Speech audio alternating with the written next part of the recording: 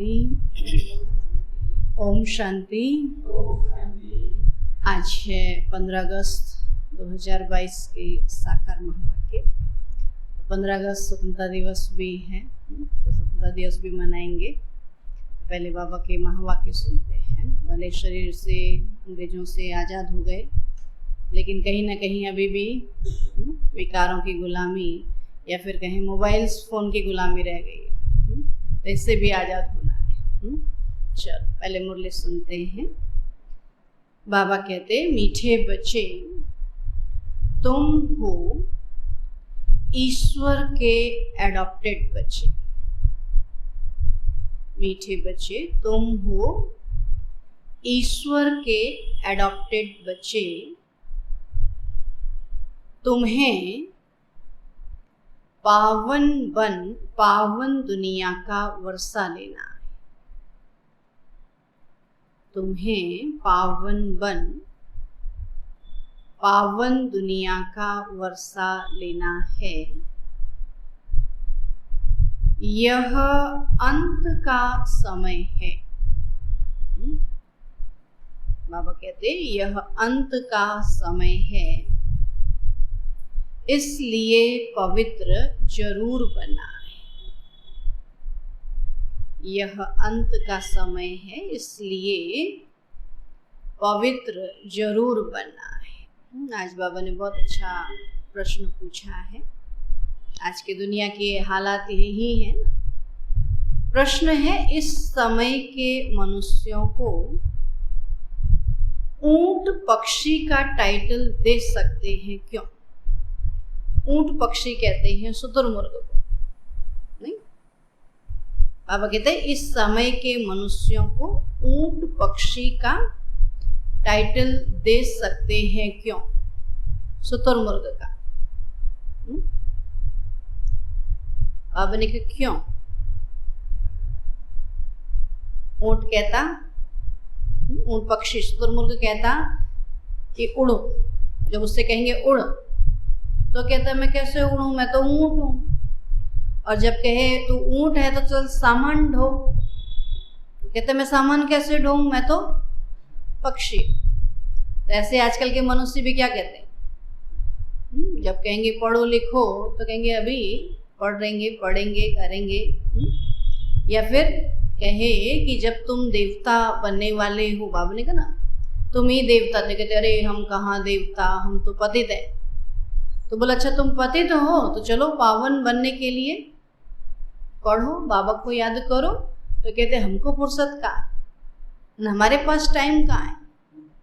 तो देवता भी नहीं बनना चाहते और क्या कहते पढ़ना भी नहीं चाहते हैं। तब बाबा कहते कई बहाने बनाते हैं। उत्तर है क्योंकि ऊंट पक्षी जो होता है उसे कहो उड़ो तो कहेगा पंख नहीं, मैं ऊंट हूं। ऊंट पक्षी जो होता है उसे कहो उड़ो तो कहेगा पंख नहीं, मैं ऊंट हूं। बोलो अच्छा सामान उठाओ तो कहेगा मैं पक्षी हूं। नहीं, न इधर के न उधर के। ऐसे आजकल के मनुष्य भी है ना। यहाँ बाबा के बच्चे हैं तो चलो सेवा करो, बोलो अरे कहाँ हम तो गृहस्थी हैं, बोलो चलो गृहस्थियों पे गृहस्थी का काम धंधा करो। अरे कहाँ हम गृहस्थी कहाँ देखेंगे, हम तो बाबा के बच्चे हैं। तो न बाबा की सेवा करते और न गृहस्थ की सेवा करते ना। ऐसे भी करते हैं ना कई लोग। तब बाबा कहते हैं कि ऊंट पक्षी भी कहता कि पंख नहीं मैं ऊंट हूँ। बोलो अच्छा सामान उठाओ तो कहेगा मैं पक्षी हूँ। ऐसे ही आज के मनुष्यों की हालत है। जब उनसे पूछा जाता तुम अपने को देवता के बजाय हिंदू क्यों कहलाते, तुम अपने को देवता के बजाय हिंदू क्यों कहलाते हो, तो कहते देवताएं तो पावन हैं और हम पतित हैं। तो कहते देवताएं तो पावन हैं और हम पतित हैं। तो बोलो अच्छा अब पतित से पावन बनो, तो कहते फुर्सत नहीं। पतित से पावन बनो तो कहते फुर्सत नहीं, माया ने पवित्रता के पंख ही काट दिए हैं। माया ने पवित्रता के पंख ही काट दिए हैं, इसलिए जो कहते हमें फुर्सत नहीं वह है ऊंट पक्षी। यहाँ कितने ऊंट पक्षी हैं? क्या है? अब कहते जो कहते हैं हमें फुर्सत नहीं वह है ऊंट पक्षी, तुम बच्चों को ऊंट पक्षी नहीं बनना है ना। गीत है ओम नमो शिवाय, ओम शांति। तो यह किसने कहा? अपने से प्रश्न पूछना है। ओम का अर्थ मनुष्यों ने अनेक प्रकार का बनाया है और बाबा कहने से एक सेकंड में वर्षे के अधिकारी बन जाते हैं। बच्चा पैदा हुआ कहेंगे वारिस पैदा हुआ, नहीं? घर में बच्चा आता तो क्या कहते हैं? वारिस पैदा हुआ। फिर सगीर से बालिग होता है। तो यहाँ भी ऐसे बाबा को जाना, पहचाना और वर्षे का मालिक बने। और यहाँ तो तुम बड़े हो ही, यहाँ थोड़ी छोटे बच्चे, यहाँ तो शरीर से क्या है? बड़े ही हैं। आत्मा को बाप का परिचय मिला, सेकंड में बाप का वर्षा मिला। और बच्चा पैदा होने से ही समझेंगे कि बाप की जायदाद का वर्षा पाएंगे। तो यह है बेहद का बाप। कहते हैं हे बच्चे, आत्मा ने जाना बाप आया हुआ है। तो तुम बच्चे जानते हो हम बाप से कल्प कल्प राजधानी लेते हैं। जैसे तुम सेकंड में विश्व के मालिक बन जाते है ना। बाबा को जाना और बाबा के सेकंड में विश्व के मालिक बन जाते। ओम माना अहम, मैं आत्मा और यह मेरा शरीर। तो मैं आत्मा किसका बच्चा हूं? किसका बच्चा हूं? बोलो तो सही जोर से। शिव बाबा का या किसी और का है? तो बोलो फिर। तो मैं आत्मा किसका बच्चा हूं? शिव बाबा का, परमात्मा का, है ना। तो बाप भी कहते हैं मैं ओम परम आत्मा हूं, मुझे अपना शरीर नहीं है। तो कितनी सहज बात है। वह समझते हैं ओम माना भगवान, तो सब भगवान हो गए। सभी ओम है ना, सभी ओम शांति कहते हैं ना, तो सभी भगवान हो गए। तो भगवान तो है ही एक, तो वह कहते हैं मैं तुम्हारा बाप हूं। परम आत्मा माना परमात्मा, जिसको सारी दुनिया पुकारती है कि हे पतित पावन आओ, ऐसे कोई भी नहीं कहेंगे कि परम पिता परमात्मा की आत्मा मेरे द्वारा तुमको राजयोग सिखलाती। ऐसा कोई कह सकता है? अपने को आत्मा ही कहेंगे, मैं परमात्मा तुमको सिखाता हूं, ऐसा कहेंगे? ऐसा तो कौन कहेगा? स्वयं परमात्मा ही कहेंगे ना। तो किसी को पता ही नहीं है और न मालूम होने के कारण श्री कृष्ण भगवान का नाम लिख दिया है। उसने राजयोग सिखलाया, या पतित पावन उसको नहीं कह सकते। श्री कृष्ण को पावन कहेंगे, पतित पावन नहीं कह सकते। वह तो स्वर्ग का पहला बच्चा जो पहले में है, वह पिछाड़ी में भी होगा। इसलिए उनको श्याम सुंदर कहते हैं। पहले नंबर में है श्री कृष्ण, फिर 84 जन्मों के बाद उनका नाम ब्रह्मा एडॉप्ट होता है। तो बाप आकर बच्चों को एडॉप्ट करते हैं कि तुम हो एडॉप्टेड बच्चे, ईश्वर के बच्चे। तुम्हारी माँ भी है, बाप भी है और प्रजापिता भी है। फिर बाप कहते हैं, इनके मुख से कहता हूं तुम मेरे बच्चे। तुम कहते हो बाबा हम आपके हैं, आपसे वर्षा लेने आए हैं। तो बुद्धि भी कहती है बाप आता जरूर है। कब आते हैं? मगर ये भी विचार की बात है ना, कब आएंगे बाबा? जब सब दुखी हो जाते, हैरान परेशान हो जाते, तो दुखों से छुड़ाने के लिए बाबा यहाँ आते ना, पतितों को पावन बनाने के लिए आते ना। तो ये भी विचार की बात है ना। कहते हैं पतित पावन आओ, तो जरूर पतित दुनिया का अंत हो तभी तो आऊं ना। इसको कहा जाता है कल्प की आदि और अंत का समय। बाबा कहते ये दोनों का आदि और अंत का संगम है ना। अंत में सब पतित हैं और आदि में हैं सब पावन। अंत में पतित दुनिया का विनाश होता है, पावन दुनिया की स्थापना होती है और फिर वृद्धि को पाते जाते हैं। तो गाया भी जाता है ब्रह्मा द्वारा स्थापना, तो यह है त्रिमूर्ति ना, ब्रह्मा विष्णु शंकर। अब इन तीन देवों का रचयिता शिव बाबा त्रिमूर्ति। तो तुम जानते हो शिव बाबा के बच्चे सब ब्रदर्स हैं। फिर जब रचना होती है तब भाई बहन बनते हैं। तो माता पिता क्यों कहते हैं? भविष्य वर्षा लेने के लिए। लौकिक वर्षा होते हुए पारलौकिक वर्षा पाने का पुरुषार्थ करते हो। तो यह है कलयुग, मृत्यु लोक, और सतयुग को अमर लोक कहते हैं। यहाँ तो मनुष्य अकाले मर पड़ते हैं, है ना। बाबा कहते हैं बिना आयु के भी मर पड़ते हैं। सतयुग है दैवी दुनिया, आदि सनातन देवी देवता धर्म रहता है। हिंदू धर्म तो कोई है ही नहीं। अब कहते हिंदू धर्म का असल नाम है आदि सनातन देवी देवता धर्म। हिंदू धर्म तो कोई है ही नहीं। आदम शुमारी जब निकलती है, जब जनगणना करते हैं ना, तो उस समय पूछते हैं आप किस धर्म के हो।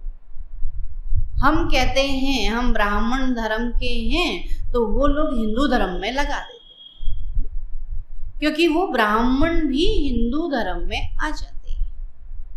आर्य समाजी लोग जो हैं उनको भी हिंदू धर्म में लगा दिया। तो वास्तव में हिंदू धर्म तो कोई है नहीं। यूरोप में रहने वालों को यूरोप धर्म वाला थोड़ी कहेंगे। बाबा कहते धर्म तो क्रिश्चियन है ना। तो क्राइस्ट ने क्रिश्चियन धर्म स्थापन किया।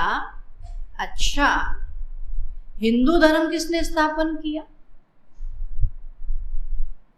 कितना वंडर है। कहेंगे भगवान को याद करते हो, बोला मैं तो देवी को भगवान मानती हूँ। ठीक है, देवी को मानते हो। बोलो गीता का ज्ञान किसने दिया?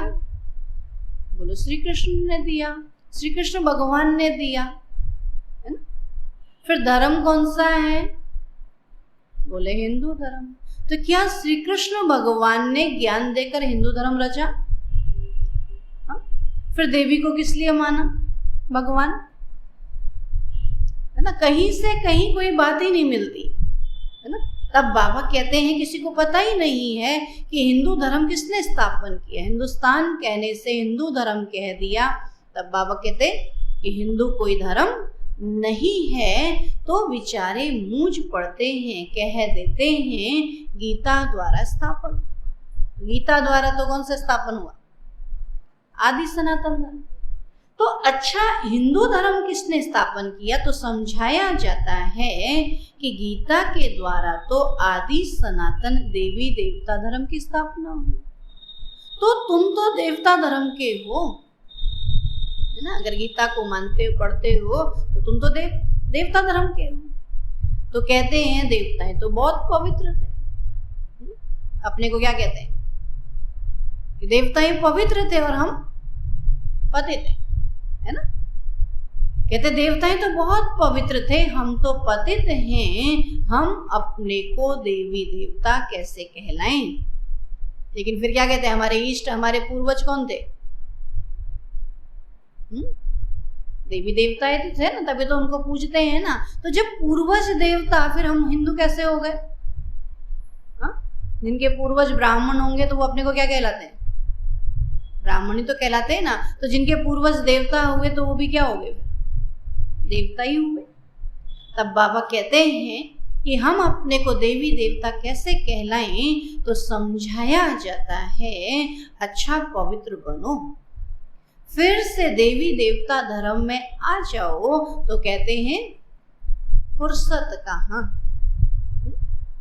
आपकी यह तो बहुत नई बातें हैं और बरोबर हम आदि सनातन देवी देवता धर्म के हैं और पूजते भी भारतवासी देवी देवताओं को हैं, परंतु पतित होने के कारण अपने को देवता कहला नहीं सकते।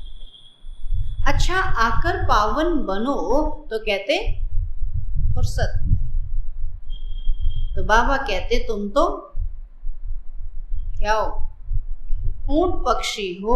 पूछा जाता है तुम देवता क्यों नहीं कहलाते, तो कहते हैं हम पतित।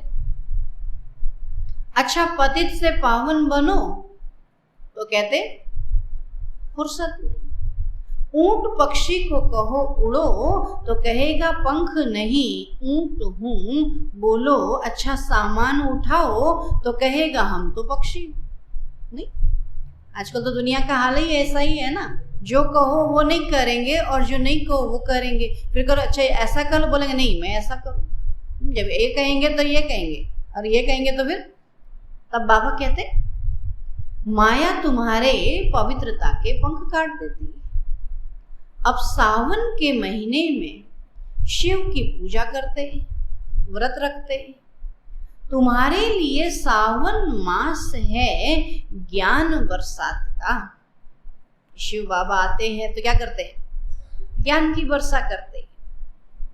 तो तुम पवित्र वन, पवित्र दुनिया का मालिक बनते हो। मनुष्य व्रत रखते हैं भोजन न खाने का, लेकिन नहीं खाते क्या? अगर कहीं हमने भोजन न खाने का व्रत रखा, कितने दिन? 1 दिन, 2 दिन, 1 टाइम, 2 टाइम, 1 टाइम, बाद में तो खा ही लेते हैं। और व्रत के दिन तो आजकल व्रत का भोजन कितने प्रकार का चलता है। अभी तो व्रत का भी भोजन हो गया है। ये व्रत है कि भोजन है समझ में नहीं आता।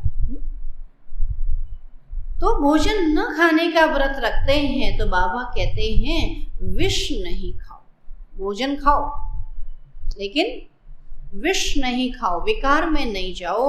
इस पर भी समझाना पड़ेगा। तो शिव को बहुत पूजते हैं।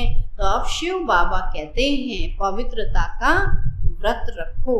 मैं आया हूँ पवित्र देवी देवता धर्म स्थापन करने, यहाँ तो पावन कोई है ही नहीं। पवित्र देवी देवता होते हैं सतयुग में और वह विश्व से पैदा नहीं होते, नहीं तो उनको संपूर्ण निर्विकारी क्यों कहते? सुना? बाबा के देवताएं योग बल से पैदा होते हैं, बाबा के देव विश्व से नहीं। लक्ष्मी नारायण राधे कृष्ण आदि को कहते ही हैं संपूर्ण निर्विकारी। यहाँ तो सब पतित हैं जिनमें कोई गुण नहीं है।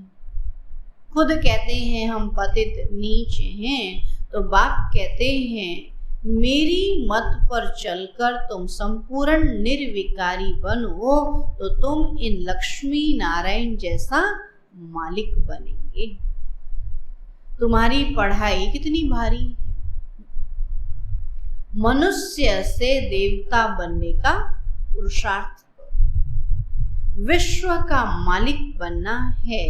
तो सतयुग में देवी देवताओं का राज्य था ना, और अभी फिर से देवी देवता धर्म की स्थापना हो रही है। तुम पवित्र वन स्वर्ग का वर्षा लेते। स्व माना आत्मा, आत्मा को राजाई मिलती है, उनको स्वराज्य कहा जाता है। और मनुष्य तो है देहे अभिमानी।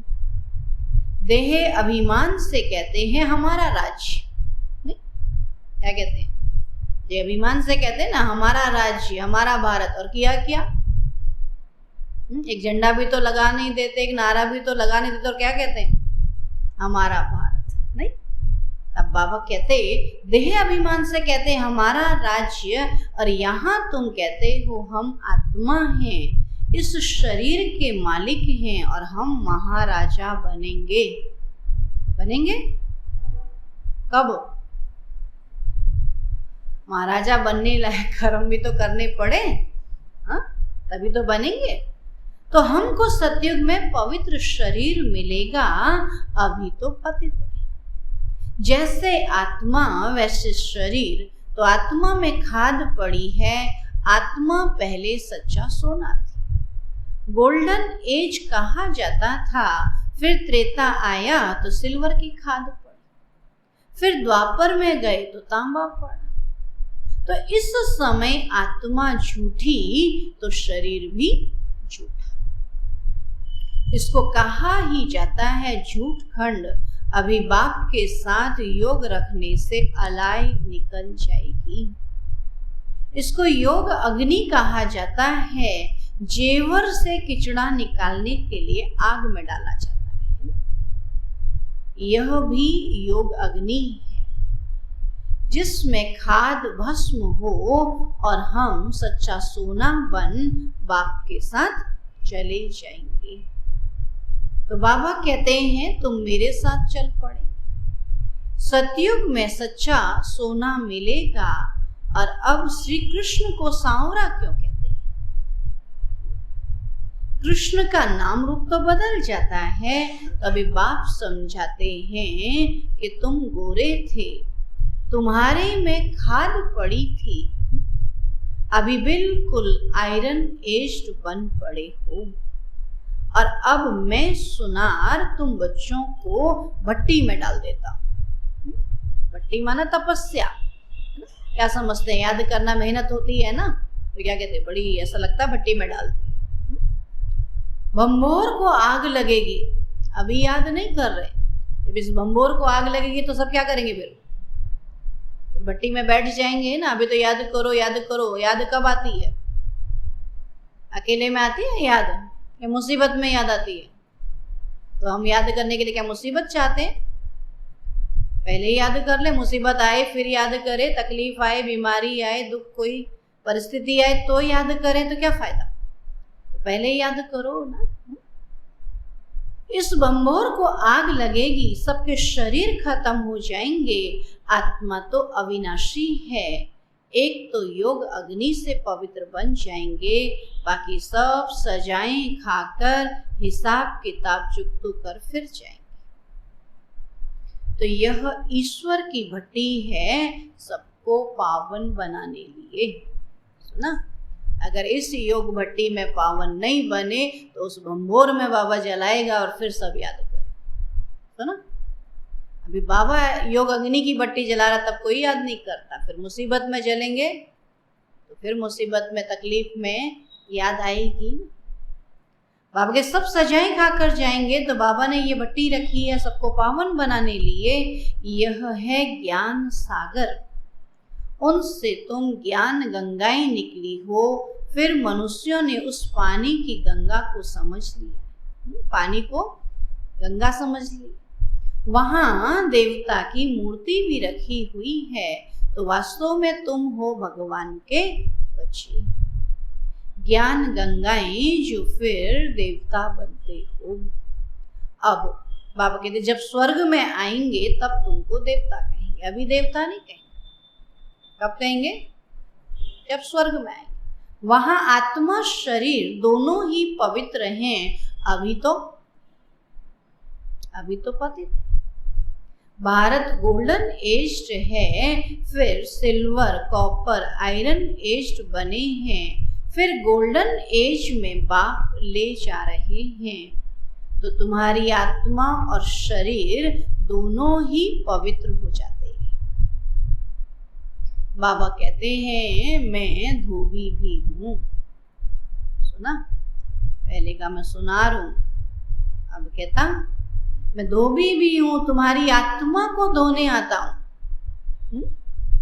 सिर्फ बाबा को ही याद करना है, बस योग में रहने से तुम विश्व के मालिक बन सकते। बाहुबल वाले विश्व के मालिक बन न सके। हाँ, उन्हों में इतनी ताकत है, अगर क्रिश्चियन दो भाई आपस में मिल जाएं तो विश्व के मालिक बन सकते हैं, परंतु लॉ नहीं है। कहानी भी है, दो बिल्ले आपस में लड़े और माखन बंदर खा गए। तो वह दो लड़ते हैं और बीच में माखन भारत को मिल जाता है। तो इसमें भी नंबर 1 है श्री कृष्ण, इसलिए कृष्ण के मुख में गोला दिखाते। वह मक्खन नहीं, यह स्वर्ग का राज्य भाग्य श्री कृष्ण को मिला। तो बाप समझाते हैं सब विनाश हो जाएंगे, फिर तुम मालिक बन जाएंगे। उसके पहले बाप की श्रीमत पर जरूर चलना पड़े। श्रीमत से श्रेष्ठ और आसुरी मत से भ्रष्ट बनते। तो यह है आसुरी पतित दुनिया, एक भी पावन नहीं। पावन दुनिया में फिर एक भी पतित नहीं होता है। और अभी तो बाबा कहते अभी तो सब पतित है ना, कलयुग अंत में सब पतित हैं। गाते भी हैं पतित पावन सीताराम, कि हम सीताएं रावण की जेल में पड़ी हैं, पुकारती हैं हे राम आकर छुड़ाओ, पावन दुनिया में ले चलो। बल गाते हैं परंतु जानते कुछ भी नहीं, जो आता है सो कहते रहते हैं। रावण ने बिल्कुल सुला दिया है। अब बाप आकर जगाते हैं, परम पिता परमात्मा पतित पावन जो सृष्टि का रचयिता है, उनकी बायोग्राफी को हम जानते हैं। ब्रह्मा विष्णु शंकर और लक्ष्मी नारायण की बायोग्राफी को भी हम जानते हैं। लक्ष्मी नारायण के 84 जन्मों को भी हम जानते हैं। तो नॉलेजफुल हो गए ना। तुम श्री कृष्ण के मंदिर में जाएंगे तो समझेंगे यह सतयुग का पहला पुरुष था। अभी अंतिम 84वें जन्म में ब्रह्मा हुआ है। तो ये भी बहुत समझने की बात है। तो बाप बच्चों को समझाते हैं, बच्चे खबरदार रहना, कभी किसी को दुख नहीं देना। बाप तो दुख हरता सुख करता है ना। तुम भी 5 विकारों का दान देते हो, दे दान तो छूटे ग्रहण। ग्रहण लगता है तो फकीर लोग कहते हैं दे दान। नहीं, किसी को कोई तकलीफ आती है तो कहते दान पुण्य करो। अब बाबा कहते हैं मेरे लाडले बच्चे, विकारों का दान दो तो सर्वगुण संपन्न बन देवता बन जाएंगे। दुख का ग्रहण छूट जाएगा, तुम सुख धाम के मालिक बन जाएंगे। इसलिए 5 विकारों का दान लिया जाता है। यह तो अच्छा है ना। अभी तुम्हारे ऊपर विकारों का ग्रहण लगने से एकदम काले बन पड़े हो और हम तुम्हारे से विकार ही मांगते हैं और कुछ नहीं मांगते। कई लोग समझते हैं नहीं कुछ लेने आए, बाबा कहते नहीं, विकार ही मांगते। बाप समझाते हैं अभी तुम बच्चों को आत्म अभिमानी बनना है और मैं आत्मा हूं, परमात्मा को याद करना है। वर्षा उनसे लेना है, इसलिए देही अभिमानी बनो। देवताएं आत्म अभिमानी बने हैं। तो अभी मुझ बाप को याद करने से ही तुम्हारे पाप भस्म होंगे। बाबा कहते हम रक्षा करेंगे। तुम मुझे याद ही नहीं करेंगे तो रक्षा क्या करेंगे? तो ना बाबा से रक्षा चाहते हैं तो बाबा को याद करेंगे। तो बाप कितना समझाते हैं। तो यह बातें कोई शास्त्रों में नहीं है, वह है भक्ति मार्ग की सामग्री। बाप तो तुम्हें सदगति में ले जाने के लिए पढ़ाते। मैं इस शरीर द्वारा तुमको समझाता हूँ, यह मेरा शरीर नहीं। ये तो ब्रह्मातन है ना। यह तो इनकी पुरानी जूती है, लोन लिया है, और मैं इनमें प्रवेश करता हूँ, फिर पावन बनाता हूँ। तो कितना अच्छी रीति बाप समझाते हैं। अच्छा, मीठे मीठे सिकीलाधे बच्चों प्रति माता पिता बाप दादा का याद प्यार और गुड मॉर्निंग। रूहानी बाप की रूहानी बच्चों को नमस्ते। हम रूहानी बच्चों की रूहानी बाप दादा को नमस्ते नमस्ते नमस्ते। धारणा के लिए मुख्य सार है। पहला पॉइंट है, बाप की श्रीमत पर चलकर संपूर्ण निर्विकारी बनना है। बाप की श्रीमत पर चलकर संपूर्ण निर्विकारी बना है। पढ़ाई से विश्व की राजाई लेनी है। पढ़ाई से विश्व की राजाई लेनी है। आत्मा में जो खाद पड़ी है, आत्मा में जो खाद पड़ी है, उसे योग अग्नि से निकालना है। आत्मा में जो खाद पड़ी है, उसे योग अग्नि से निकालना है। दूसरा पॉइंट है, आत्म अभिमानी बन बाप को याद करना है। आत्म अभिमानी बन बाप को याद करना है। जितना याद में रहेंगे उतना बाप रक्षा करता रहेगा। जितना याद में रहेंगे उतना बाप रक्षा करता रहेगा। वरदान है, मेरे मेरे को तेरे में परिवर्तन कर। मेरे मेरे को तेरे में परिवर्तन कर। श्रेष्ठ मंजिल को प्राप्त करने वाले नष्टो मोहा। मेरे मेरे को तेरे में परिवर्तन कर, श्रेष्ठ मंजिल को प्राप्त करने वाले नष्टो मोहा भव। बाबा कहते, जहाँ मेरापन होता है वहाँ हलचल होती है।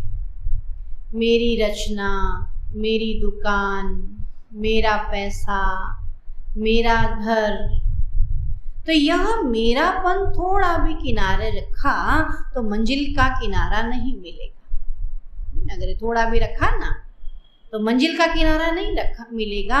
श्रेष्ठ मंजिल को प्राप्त करने के लिए मेरे को तेरे में परिवर्तन करो। हद का मेरा नहीं, बेहद का मेरा। वह है मेरा बाबा। बाबा की स्मृति और ड्रामा के ज्ञान से नथिंग न्यू की अचल स्थिति रहेगी और नष्टो मोहा बन जाएंगे। बाबा की स्मृति और ड्रामा के ज्ञान से नथिंग न्यू की स्मृति रहेगी तो क्या होगा? अचल स्थिति होगी और नष्टो मोहा बन जाएंगे। स्लोगन है, सच्चे सेवाधारी बन, निस्वार्थ सेवा करते चलो तो सेवा का फल स्वतः मिलेगा।